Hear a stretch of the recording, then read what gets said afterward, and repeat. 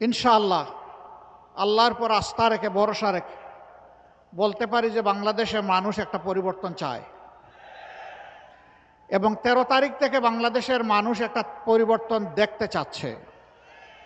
১২ তারিখের পরেই ১৩ তারিখ যে পরিবর্তনটা আসবে এটি আসবে আমাদের যুব সমাজের আকাঙ্ক্ষার উপর ভর করে, আমাদের মায়েদের নিরাপত্তার আকাঙ্ক্ষার উপর ভর করে, গোটা বাংলাদেশের ইজ্জতের উপর ভর করে।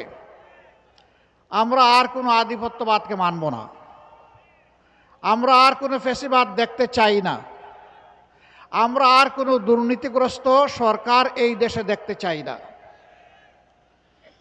আমরা একটি মানবিক বাংলাদেশ দেখতে চাই। সেই বাংলাদেশের আপনাদের দোয়া এবং ভালোবাসায় মহান আল্লাহ তাআলার ইচ্ছায় বিইজনিল্লাহ ইনশাআল্লাহ এই 11 দল আপনাদের পক্ষ হয়ে এই জাতি পরিচালনা করবে। নতুন রিন গভীর থেকে পরিষ্কার করে কাপড়কে রাখে নতুনের মতো উজ্জ্বল। নতুন রিন অ্যাডভান্সড পাউডার। কাজেই আপনারা যদি ডাক্তার সৈয়দ আব্দুল্লাহ মোহাম্মদ তাহেরের উপর আস্থা রাখেন, তাকে বেছে নেন আপনাদের পবিত্র মূল্যবান ভোটের মাধ্যমে, ইনশাআল্লাহ আমি আল্লাহর পর ভরসা করে বলতে পারি মন্ত্রী পরিষদে একজন সিনিয়র সদস্য এই 14 গ্রাম পাবে ইনশাআল্লাহ। এখন সিদ্ধান্ত আপনাদের। 14 গ্রামবাসী এই সুযোগ কাজে লাগাবেন কিনা এটা 14 গ্রামবাসীর সিদ্ধান্ত। তবে আমি আগেই বলেছি মূল ফয়সালা আল্লাহ রাব্বুল আলামিনের।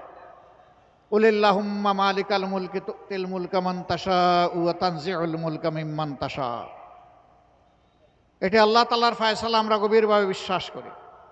তবে যেহেতু 15.5 বছর বিশেষভাবে বাংলাদেশের মানুষ, আলেম ওলামা, রাজনৈতিক প্রতিপক্ষ আওয়ামী লীগের যারা ছিলেন, সিভিল সোসাইটির সদস্যবৃন্দ, সাংবাদিক বন্ধুগণ, এক কথায় সারা দেশবাসী যেহেতু মজলুম ছিলেন আর আমরাও মজলুম ছিলাম, আমরা আশা করছি এখনও যারা মজলুম তাদের পক্ষেই বাংলাদেশ থাকবে ইনশাআল্লাহ।